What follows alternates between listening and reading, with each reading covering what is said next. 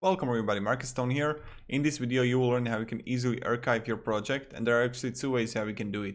So first one is just click on your project new or whatever project you got, and first you are going to have three dots here, and then you will have it here, archive or delete. Just click on it and you can just archive the project, right?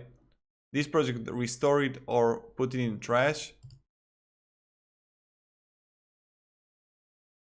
So yeah, again, okay, we got it.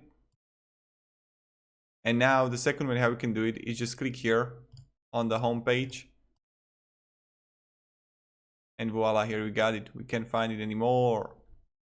It's in archive. See all deleted project. Here you got it. Restore this project. Really simple, really easy, and I think you got it home. Yeah. So thank you.